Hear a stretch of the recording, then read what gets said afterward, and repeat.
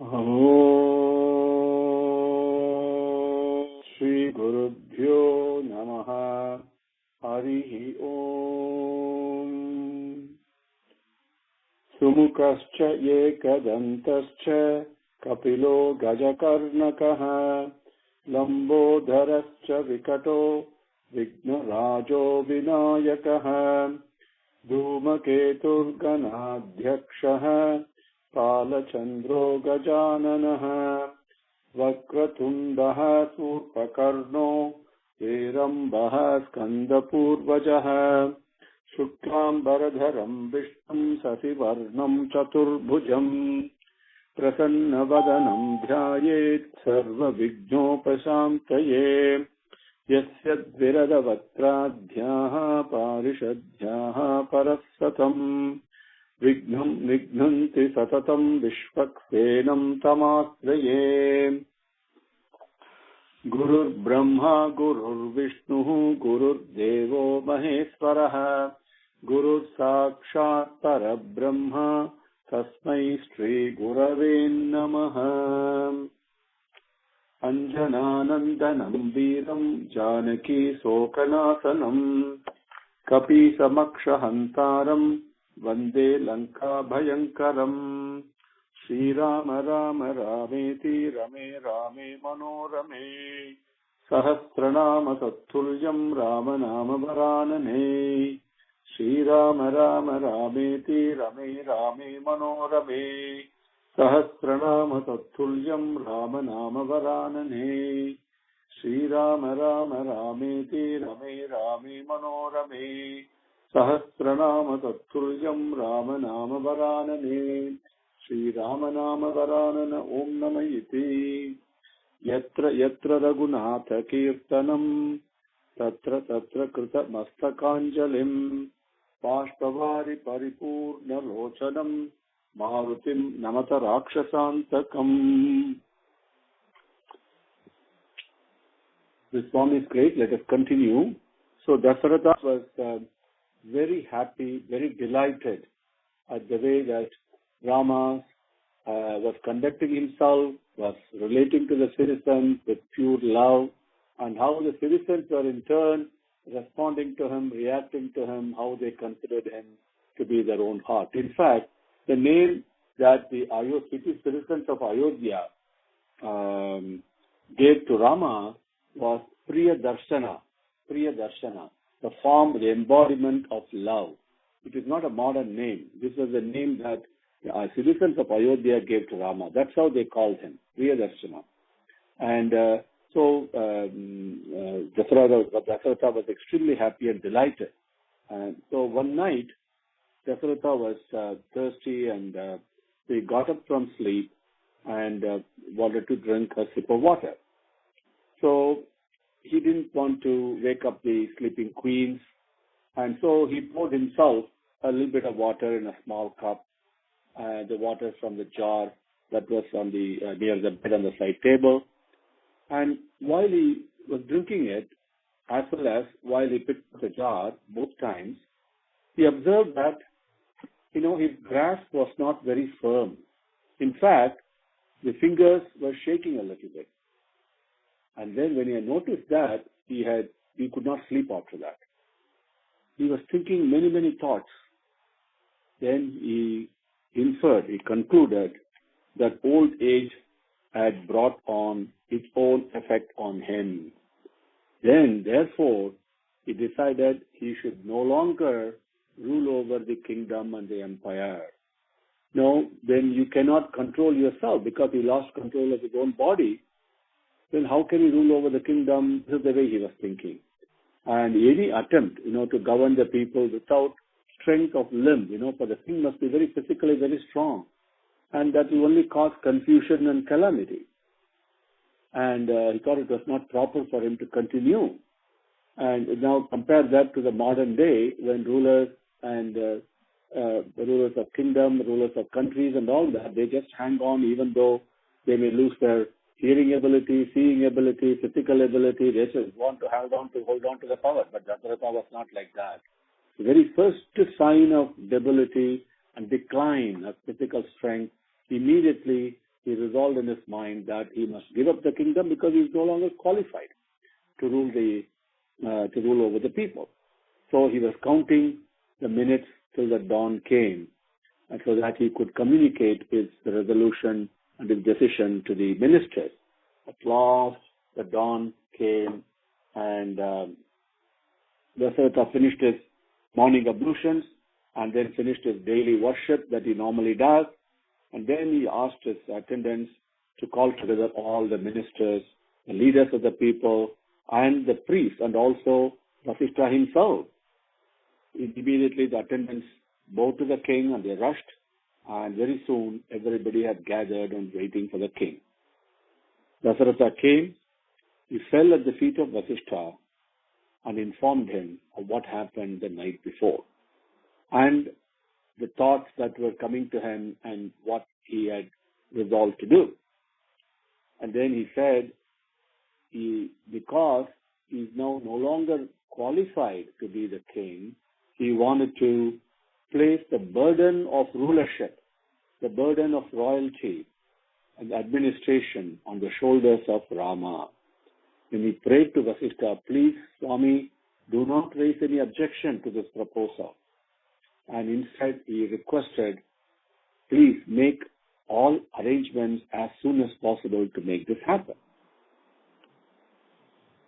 After the King Dasaratha spoke to Vasishtha, Sumantra, Dasaratha's chief minister, rose up, he got up, and then he announced Dasaratha's decision to the assembly.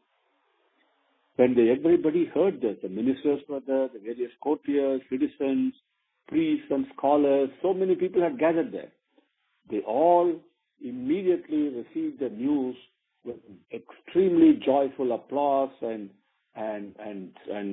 shouting, Jai, Jai, Subham, Subham, very auspicious, they were saying. The applause, resounded just from the sky to the heaven. Vasishtha then got up and then he said, Maharaja, you need not worry about this in the least. Rama is in every way fit to be the king for this great role. But I think it is better if we wait a little and celebrate it on a grand scale that it deserves, inviting all the people whom we wish to be present. Let us wait for a month or two so that the coronation of Rama is done as magnificently as we would like to do it. But Dasaratha replied, Swami, nothing is beyond your vision, your ability to see. You are omniscient. You know everything. When the king loses the strength of his limb, he does not deserve to hold the reins of this high office. It is a bad sign when a king whom old age has taken over and made him physically weak. Even the beginning of weakness has come. Even that, if the king now entertains the desires to continue or continues on the throne, that is nothing but greed. And that only shows his greed and avarice in the way that he is thinking in his heart, internally. Knowing all this, now, if I myself say, yes, I will continue for some more time, then I have failed in my duty, Swami, and this is the way I see it. Please pardon me. Do not try to postpone this ceremony. Please grant me permission to appoint Rama as the Yuvaraja, as the crown prince, heir apparent, within the next 2 or 3 days. Dasaratha pleaded with him and fell at his feet in great humility. The humility is such a virtue. When we read Ramayana and all these good things, we are reminded, how we should be. Humility is so important. And tremendous respect that he showed, sincere respect to Vasishtha.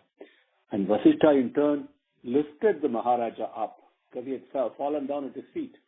Then he blessed him and he said, King, the wedding of Rama also happened on the spur of the moment. It kind of came as if it dropped from heaven as divine grace. So, the most of the people from your kingdom your citizens, they had no chance to really participate and share the joy of Rama's marriage.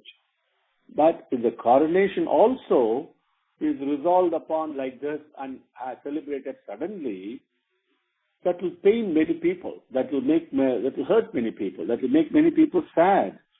So many rulers are there in this part of the land. They all want to come, but even more so, then the brothers Bharata and Shatrughna are there in KK Desam, and they will be tremendously sad. They will be very, very unhappy. Then Janaka, who has now become your sambandham, your kinsman, your relative and friend, then he may not be able to attend because there's not enough notice. So please consider, Maharaja, I suggest that you may please think about this. And then before you settle the date, consider all these points. Then the chief among the ministers then rose and said, may please our most revered Guru pardon me. The decision of the emperor has taken, it is appreciated, it is welcomed by everyone. Ramachandra is, as the name indicates, is like the moon. He confers cool love, soothing love, comfort to everyone. And what does the moon do? It cools down your heart. So he, like this, Ramachandra cools down the agitations of our mind and brings shanti and peace and comfort to all. Then, by very thinking of him, by his darshan, sparshan, sambhashan, he removes the pain that all of us go through because of our hatred and malice and greed and envy and jealousy and all that. All these are they vaporize with Rama's love. So, pardon me, sir, Swami, there should be really no delay in crowning him as Yuvaraja. For whatever reason, we should not delay it. Please issue the necessary orders on behalf of the emperor. I'm praying for this, Swami, on behalf of the entire population that is present here. Now, when the emperor and the chief among the ministers pleaded like that, Vasishtha could not hold on to his attitude any longer. He said, it was necessary to know what the people themselves thought about it. At this point, Dasaratha then stood up and he looked at all the ministers in one glance, one sweep of his eye, so to speak. The ministers, the leading citizens, pundits and priests who were all present there and so many others who were there. But the whole assembly was acclaiming, shouting in joy the auspicious proposal. In a huge voice, they all shouted at the same time, Subham, Subham, Subham, like that. Then so excited everybody was, one citizen got up. He belonged to a very important group. He got up and said, Maharaja, in your lineage, the Ikshvaku Vamsam, many mighty emperors have protected us, have taken care of us, as the citizens of this empire, as if we are their own children. This Kosala Desam became very prosperous and attained peace through the care and affection of Ikshvaku.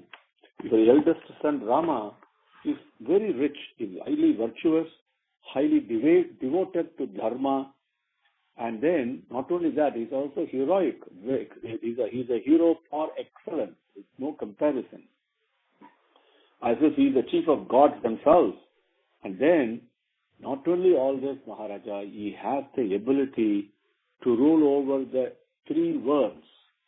It is indeed our good fortune that you are entertaining this idea and thinking of crowning him as Yuvaraja. This is undoubtedly, without the slightest doubt, is a signal grace and it is our fortune. And the citizens spoke like this on behalf of all the people who are present there. Then Dasaratha addressed the gathering. He said, for members of this assembly, all these years I have ruled over this empire along the path laid down by my forefathers and guarded its welfare and prosperity to the best of my abilities. And my only sincere desire has been to promote the good of the entire world. Samasta lokaha sukhino bhavantu. All the years of my life now that I've spent under the shade of this white umbrella, which is the royal umbrella, and that is over my throne. Now I'm an old man. I have realized that the vigor and vitality of my physical limbs have declined. This highly used, well-used body now has to be given some a little rest now. I have decided on this. It is not an easy task for the call for dedication to dharma is very important. And dharma can be maintained unbroken, continuously in running the government only by a person who's engaged in constant sadhana and who has got rigorous control over his senses. This is very important. Now I've borne this burden. I've had this burden on my shoulders so long that I'm exhausted with this effort. If all of you approve and appreciate my plan, I will tell you all about it. I shall never act against your desires and preferences. There is no pressure on you. Do not fear. Do not be afraid that I'm forcing my wishes on you. Or that, don't think that this is a royal command. No. If it's a royal command, you have to obey. No, it is not that. I'm not forcing it all. I leave it to your own judgment, your own free will. In case some other arrangement can be made that sounds more beneficial to you, please express it to me. Feel free to bring that before all of us for consideration. Now, please confer among yourself, discuss among yourself, and then let me know by tonight, before the night comes, by the evening, what you all have agreed upon. That's what Dasaratha said. But even before Dasaratha could complete his address to the gathering, all the people in the assembly, they all became restless, and they became excited. And they shouted aloud, very loudly, their assent, their agreement, and their gratitude at what was being said, and their joy because of the news that they just heard. In absolutely unmistakable terms, they expressed it. And they said, Maharaja, your desire is just what is our own desire. We do not want any other gift. Please give us this gift. This is indeed a great fortune.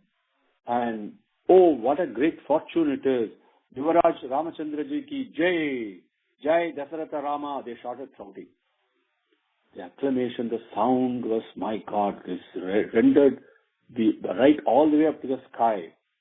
And when he listened to all this joyous, spontaneous exclamation of happiness and support in such a strong manner, Dasaratha was now had mixed feelings. One part of him was very happy, and the other part of him was apprehensive. So he was standing there, confused like a statue for a minute, at this spontaneous outburst of loyalty and affection from the citizen. Then he recovered his composure after some time. And then he looked at the assembly and said, O members of this assembly, I find there is no task, no work I have that is more important than agreeing to your wishes. So, without fail, I will crown Rama as a Yuvaraja. But I have bit of a doubt, bit of a concern, an apprehension I do have. And let me explain it to you. Please permit me. And I want to explain it to you and receive your consolation on that point, he said. And I request you and desire that you should tell me your correct assessment and give me because of that correct assessment that you'll give me, which is my desire, because of fulfilling my desire, I want you to give me the satisfaction that I'm craving for you to fulfill my desire. So you see, the fact is, while I was about to lay before you the proposal to crown Rama as Yuvaraja, even before I spoke about it, you all proclaimed that I must crown him without fail, and that he had unbounded, limitless capabilities to rule over this kingdom efficiently and very well. Looking at this fact that you all immediately, spontaneously agreed, even before I finished my proposal, it is obvious to me that you are a little bit dissatisfied with my rule, or that some of the laws that I have enforced are against your interest or your inclination. Or did I exhibit any tendency opposed to dharma? He is asking. Are you all yearning for the coronation of Rama as Yuvaraja because you doubt my ability to govern you for your own good? Please, I invite you all to point out my faults and deficiencies or the errors that I have committed without any fear, and tell them without holding back anything. Fully you must tell them. I really welcome the very frank opinion and response and reply from you. This is what Maharaja Dasaratha spoke. Can you imagine any ruler talking like this? When Maharaja spoke like this, one of the people's leaders, he got up and he replied, Maharaja, the capacity and the intelligence of Rama are beyond description. And you, Maharaja, are equal to the God of gods. You are like Shankara, with the same compassion and love, and you are always ready to confer and to grant whatever is asked on behalf of the subject. You are Vishnu in your ability to protect us. We must be awfully bad and wicked if we ever, even the slightest doubt and aspersions and that criticism that we have over your rule, that means that we are only wicked. Now, people who do that are atrocious sinners, Maharaja. You have arrived at this decision, at this resolution, since you are eager to do us good and you are anxious to make us happy. No, you are incomparable. We obey unquestioningly your command. When he spoke like that, Maharaja Dasaratha turned to Vasishtha. He said, Swami, the greatest among Brahmins, now you have heard of what all the people wanted to say. You have heard their wishes, their desires. Please do not delay any further, Swami. Collect all the materials required for the rituals we performed and for the coronation ceremony. Dasaratha declared this with, he was now very happy and thrilled with excitement and anticipation. Now he then continued. He said, please erect the required pandals, the enclosures and the platforms required as prescribed in the scriptures for all the yajnas and the various rituals that will be conducted, sacrificial sites that have to be done, and the sacred structures that have to be erected, he said. Then he fell at the feet of Vasishtha again and requested him to, Sir Swami, please supervise the process. Master, he said, all those who can make it to the function will be present. Let us not delay, waiting for those who have to come from very far. They will derive equal joy when they hear that Rama has been crowned as the Yuvaraja. Do not suggest, Swami, as a reason for postponement, the need to invite the KKR ruler or Janaka and wait until they arrive. No. Please grant permission right now to have this holy and sacred ritual of coronation performed as early as possible. He pleaded again and again and prayed to Vasishtha with folded hands. Then Vasishtha responded, Maharaja, He said, I have got all things ready. We can get going as soon as you want. I have directed that hundreds of sacred pots, the tiger skin, the sacrificial enclosure with all its appurtenances, all its whatever additional attachments to it, and the materials that have been laid down in the scriptures for the worship rituals, the herbs and flowers, all will be available by dawn tomorrow. Not only this, now I also advise the 4 sections of the army, the armed forces, to be in good trim, to be ready. And also the elephant, Satrunjaya, the one that carries every auspicious mark for an elephant, as the Shastras have laid down. This Satrunjaya has it. It has to be now, I've instructed that the elephant be caparisoned, to be dressed up, ready for in a very magnificent manner for tomorrow, for the function. And then the white umbrella of splendor, the royal flag of this imperial dynasty, they all will be ready at the palace. The auspicious moment also has been selected. It will be tomorrow.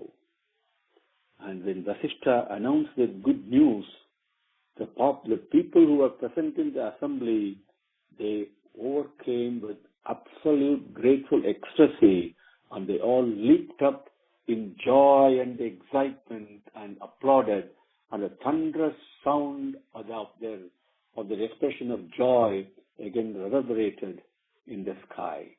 With this, we will continue with Swami's grace tomorrow at the same time. Om Shri Gurubhyo Namaha. Harihi Om. Samastalokaha Sukhino Bhavantu. Samastalokaha Sukhino Bhavantu. Samastalokaha Sukhino Bhavantu. Om Shanti Shanti Shanti. Harihi Om.